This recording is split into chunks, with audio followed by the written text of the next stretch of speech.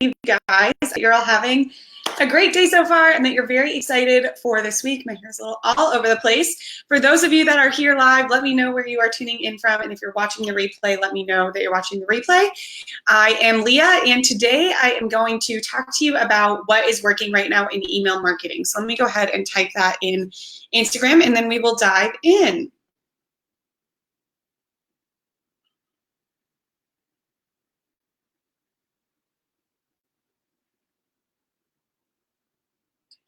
Okay, bear with me, guys. Okay, sweet.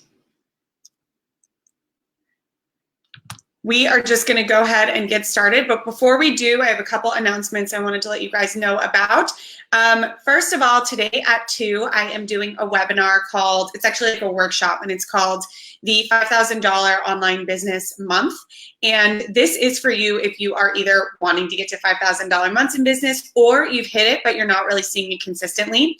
And I know we kind of live in the online world where people talk about how you like can make 6 figures in the month and stuff like that. And so it might sound like $5,000 isn't that much, but $5,000 was a really big deal to me. When I hit $5,000 a month, that's when I started planning my exit from my job. That's when I was able to start investing a lot more in my business. That's when things really started taking off. It was really quickly thereafter that I hit $10,000 months, and it only goes up after that. So it was a big kind of hurdle to climb for me.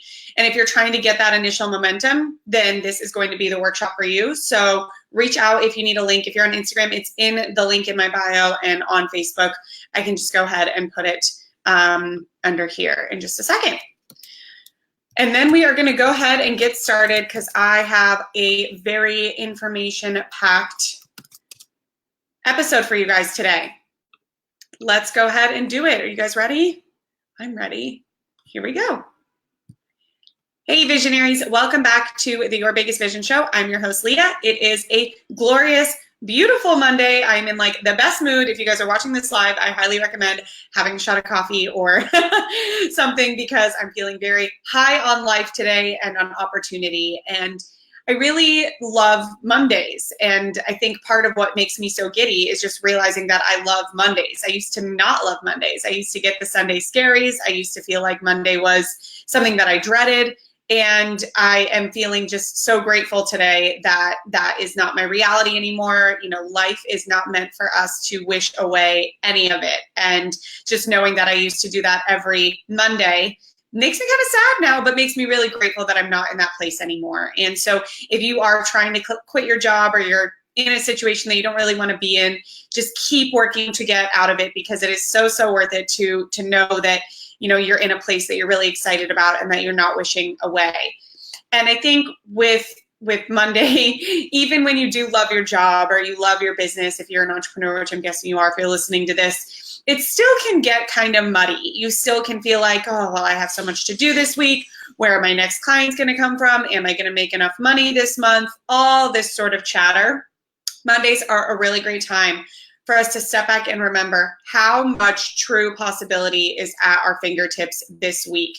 You have the power, no matter what situation you're in right now, to make this week what it is that you want it to be. You have the power to spend your time the way you want to act the way you want to think the way you want to be the kind of friend that you want to be the kind of business owner that you want to be, to make the kind of money that you want to make. You truly have that all. You have this week. You have this fresh slate. So it's a really exciting day, and I'm feeling extra Monday magic today as well. And I'm very excited for today's episode. So a little bit of background.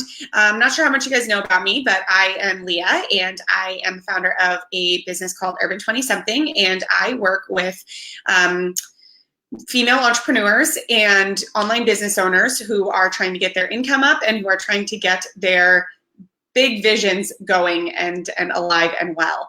And this podcast is where I do a lot of the mindset work for it. That's why it's called Your Biggest Vision.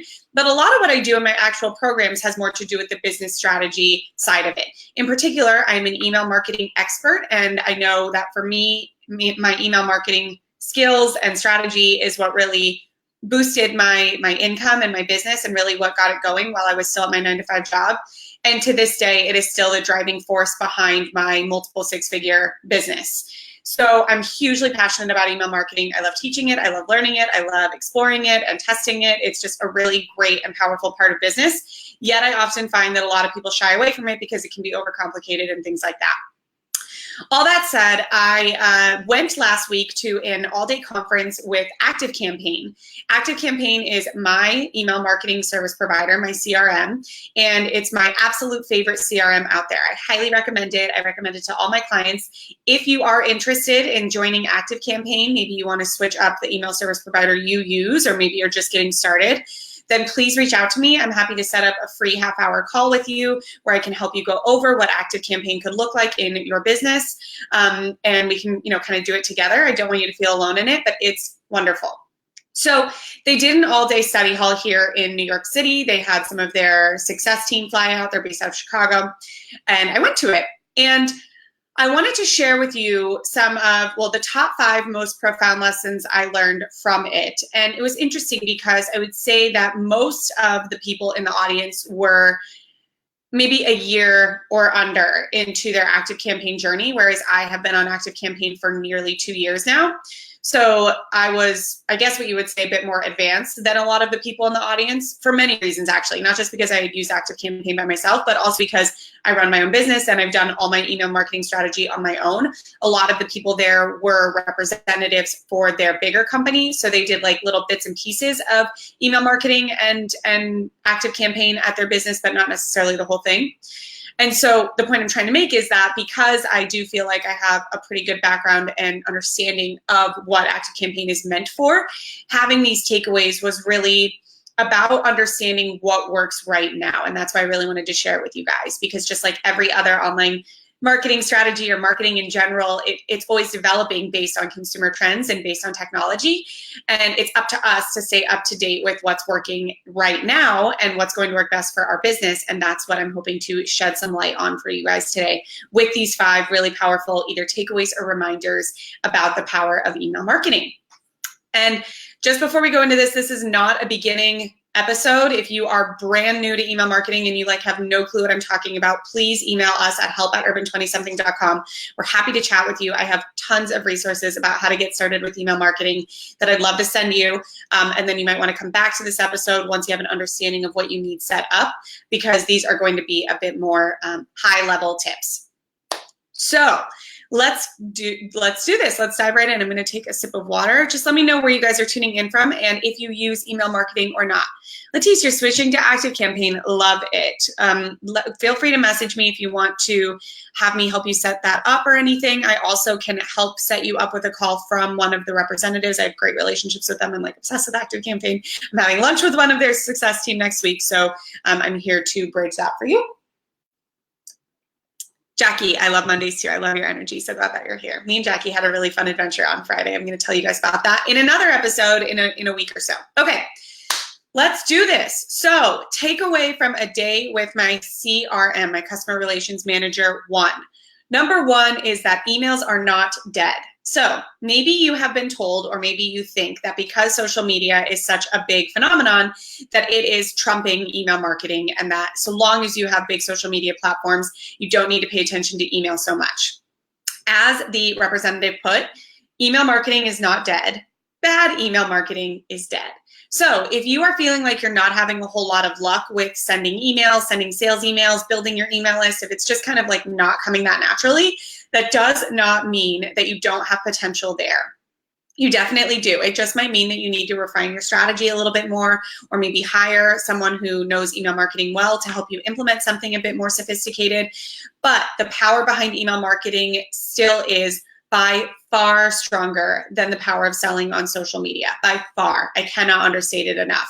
And it's not just that, sending an email will convert better than on social media, which usually it will, but it's also about the relationships you can build with your email list, which is very difficult to do on social media in the same way. It's about the data you can get about what they're opening, what they're clicking on, what they like, what they don't. You can truly talk to them. You can survey them. You can get information that you can then run ads to them. These are all possibilities at your fingertips from email marketing that social media doesn't have. So I just want us all to go into this remembering that it really is a whole different ballgame to pay attention to your email than it is to have social media. In fact, I don't even see the two as competing. Marketing on social media is a means to get people on my email list. So it's like sort of a top level, then email lists, then converting, buying, selling, etc. It is not like maybe someone will find me on Instagram or maybe they'll find me on my email list. They don't even really compete because email marketing is that much more powerful and essential. Look, if someone ends up buying from you on Instagram or on Facebook, great. That's not a bad thing at all. And I still want you to remember that bigger picture. Those are people that you still want to get on your email list and you still want to have be part of your audience and you still want to use the email marketing strategies you can with them the same way that you are, anyone else, even if they haven't bought from you or if they have bought from you already. So that's the first thing we all need to remember is that email marketing is alive and well. And if it's not quite working for you, please, for the love of everything, reach out to someone that knows how to do email marketing so that you can really get it going in your business. You will be so thrilled with the results that you can see when you're using this in a way that's really tailored to you. Okay, and then now I'm going to talk about some of the mistakes you might be making in email marketing. So I want to get specific to what that could be if you're feeling like you are listening to experts telling you to have an email list, but you're not really seeing the results. Some of the mistakes you're making are going to be next in these 4 takeaways. So the second takeaway is that automations are meant to more so keep track of your email list than they are to send emails. So I'm going to get a little granular here. ActiveCampaign is known for its automations. That is what, in my opinion, makes it better than any other CRM out there. Its triggers, sophistication with automations, ability to segment contacts, ability to keep track of different details about contacts is unparalleled in any other CRM I've ever seen, and I've done trials with nearly all of them. However, because that is something that it is so known for and so good at, a lot of people go into ActiveCampaign wanting to more or less automate their whole business. And what this ends up looking like is they will create these very, very complicated automations about who on their email list is opening an email or clicking on an email or not clicking on an email, and what does that mean for them. And I think their hope is that eventually everything in their business will be automatic, and based on who clicks or opens an email, you'll eventually get enough data to see if they're ready to buy from you. And I believe this is a mistake. And that's not to say that you can't automate a lot of your business. And that's also not to say that you can't get really great data based on who's clicking and who's opening things. But at the end of the day, business always has been and always will be about you solving problems for your customers. Who are your customers? They're people. They're not just as deep or complex as what they're clicking on and what they're reading. There could be a million different reasons why someone is or isn't clicking on or reading a specific email. Maybe they're reading it because they want to get an idea of your email sequencing and they don't want to ever buy anything from you. Maybe they're not reading it because it went to spam or because they're busy or because they're sick or because they forgot, not because they necessarily don't want to. So while I do think it's valuable to have automations that are tracking who's clicking what I encourage you to do and what I encourage you to track is not having an email be sent to them based on what they do or don't open. So let me give you an example because I feel like this is a little bit abstract and hard to follow when I'm just talking about like the word click and open all the time. So let's say that you have a welcome sequence, which most businesses do, right? When someone comes onto your email list, you're going to send them a few emails about what it is that you do, who you serve, what kind of company you run, maybe your background, etc. And it can be really tempting to set off automations based on people's behavior in that welcome sequence. So for example, if someone opens every single email and maybe they click on a few links in the emails, you could draw the conclusion that they're very interested in your business and therefore you can automatically send them a sales email and sell them something because they have clicked on all these links. However, I would encourage you to instead use the automation to just track that they've opened that many things and do some personal outreach with that data. So coming back to that human element here, we are not just like going to be robotic about this. So there's a couple different things you can do in that situation. But for example, maybe once a month, you go and you look at who has been tagged as having opened everything in your welcome sequence. And you reach out to them and you say, thank you so much for having joined our email list this month. We hope you've enjoyed being on it. Do you want to hop on a phone call? Do you have a question for me? Do you want to, answer a specific question that you have for them? It will vary depending on what you're selling, what price point you're selling at, and if you're ready to sell to them and if they're ready to buy from you. But doing something like that keeps that human element in your business while still benefiting from the power of automation. So I hope this makes sense, because I don't want anyone to think that I'm saying don't automate things. I definitely want you to automate as much as you can, but it's important to automate through the lens of that human connection, not so much through the lens of passiveness. It's just not going to work, especially in the earlier days. You can do passive income in different areas of business, and sometimes you can't even build out full email funnels that are passive, and we can talk about that at a later date. If you guys want me to do an episode on that, let me know. But in terms of automating every single thing that a consumer, subscriber, whatever does, you're going to lose that human connection, and it's not going to be sustainable for your business overall. What I love about ActiveCampaign is they have so many different ways for you to categorize people that are doing certain things in your email list. So you can either add tags to them based on if they looked at a sales page. You can send them another email if they looked at a sales page more than once. You can add points to them if you want to give them, quote, scores on how active of a contact they are. After they've reached a certain amount of scores, you can send them specific Facebook ads or send them a personalized email.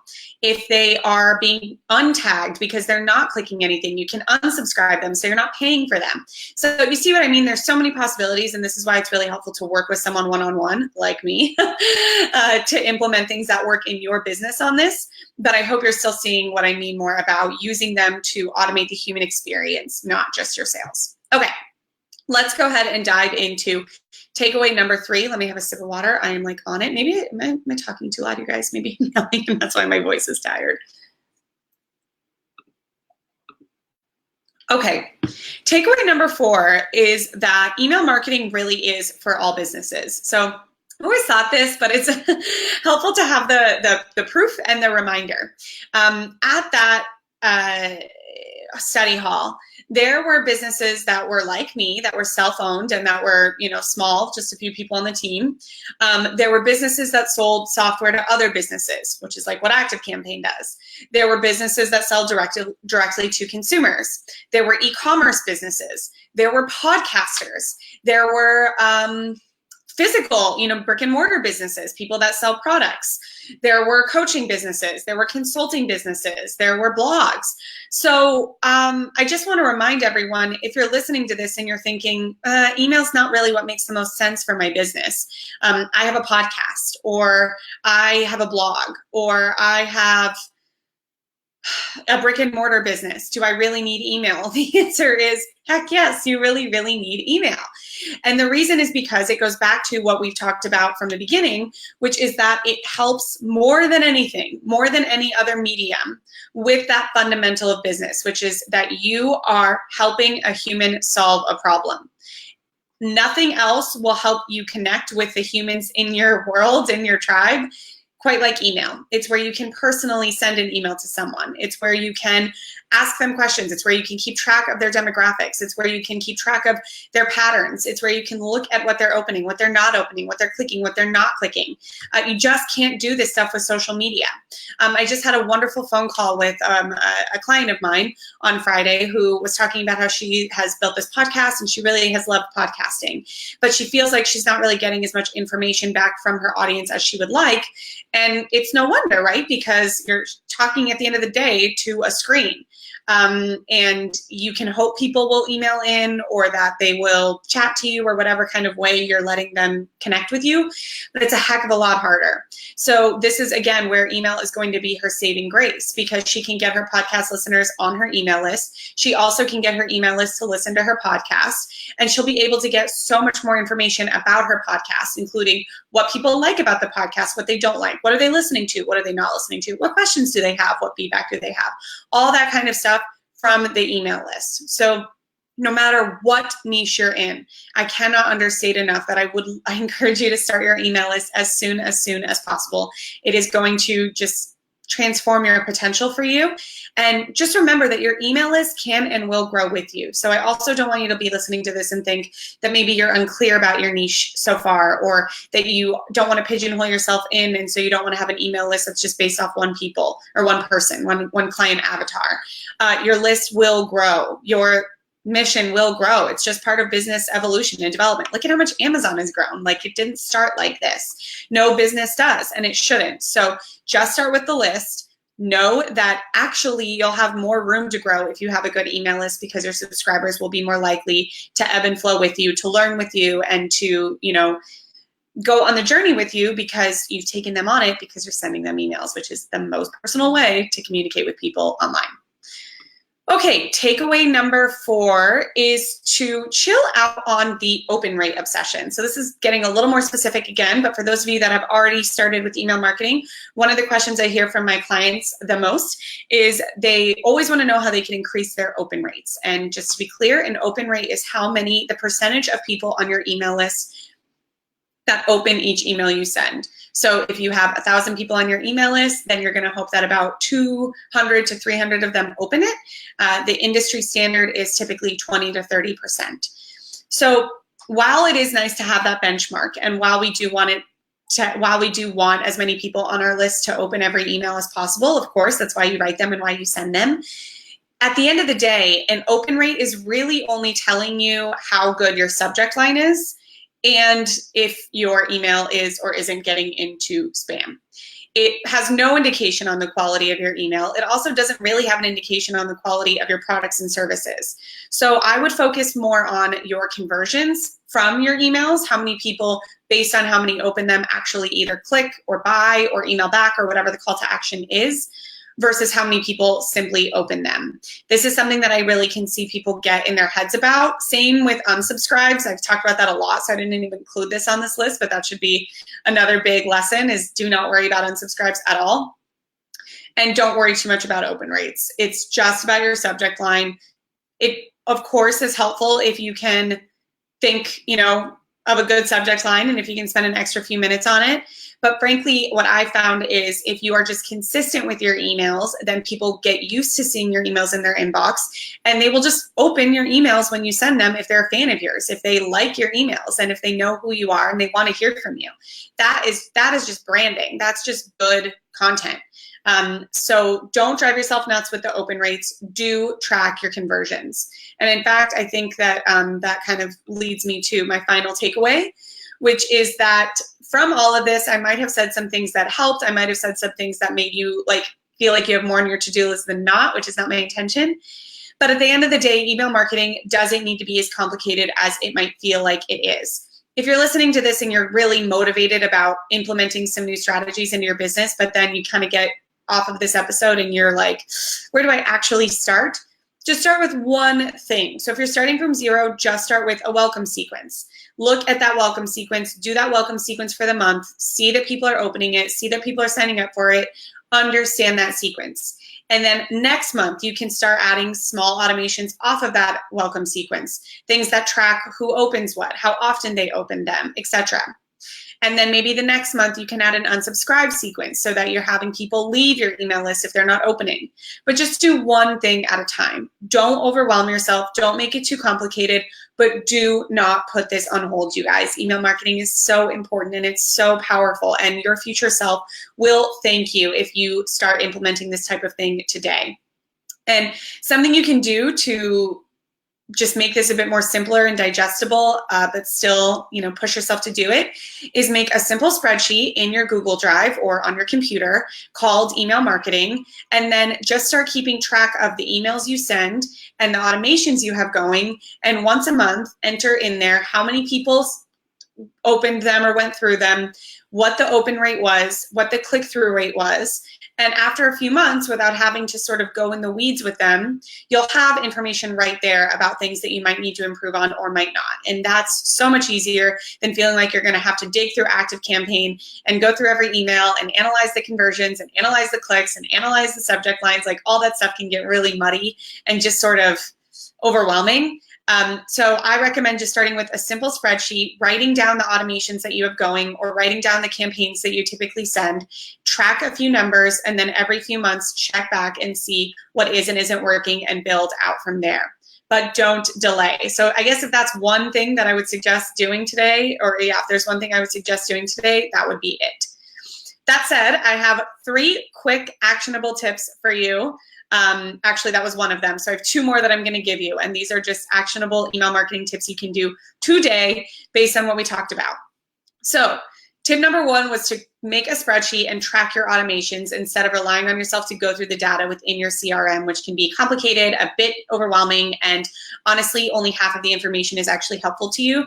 Like I just mentioned, things like unsubscribes or open rates will probably drive you crazy for reasons that aren't entirely helpful. The second thing you could do, if you kind of listen to this and you're like, Leah, I got that all, you know, I'm so on it. I've got the welcome sequence, I'm tracking people, blah, blah, blah, blah. Then what you can do today is start with an abandoned cart sequence. So what this would be is basically tracking people that click on a sales page or a sales link or a book a call link, but then they don't actually do it. And you could do a couple things from there. You could either send yourself a little note automatically through a good CRM like ActiveCampaign. You can do this. You yourself will get a little note that says someone tried to book a call and they didn't go through with it. Maybe you should reach out to them. Or you can have a follow-up email with them that's kind of saying, you know, are you sure you didn't want to book a call? Please book a call. I'm really fun to talk to. Here's 5 reasons why you should book a call. But that kind of follow-up is really what CRMs are made for. That kind of follow-up is what automations are made for. People need to be followed up with so many times. And then the third thing you can do if you are wanting to take action is to simplify your automations today. So maybe go through and see, do you have 3 different welcome sequences going? Do you have a bunch of different, you know, emails that people get when they get an opt-in? Can you put them all into one sequence? How can you make this simple so that you can really fine-tune the few automations you do have going out to your list and really manage it and keep track of it in a streamlined way? All right, you guys, those are my takeaways from a day with ActiveCampaign. I hope that you guys found this helpful. If anyone has any questions, let me know. If you also want to share where you're at with your email marketing journey, then let me know as well. But I hope that this was useful. And like I mentioned, if you ever want to join ActiveCampaign or have any questions about email marketing, all you need to do is email us at help@urban20something.com and we'd be happy to walk you through, set up a free appointment with you to walk you through the onboarding of ActiveCampaign. I'm also happy to connect you with a representative from ActiveCampaign for you to chat with, and they can help you too. There's lots of support at your fingertips here for this, and you're not alone. And I know that if you start implementing this, it can really transform your business and take it to a new level. All right, everyone, I hope you have an amazing day and week. Happy emailing, and I will talk to you soon. And just a quick reminder that I am hosting a webinar today at 2 p.m. all about creating $5,000 months in your business consistently. So if you want to sign up for that, I put it below. I put a link for it in Facebook, and it is in my bio in Instagram, and it's only going to be up for like 24 hours. So do not miss signing up for it so that you can get the replay. I know you guys are going to love it, and I can't wait to share it with you. All right, everyone, I will talk to you very soon. I hope you have a wonderful week, and here is to your Bay's vision.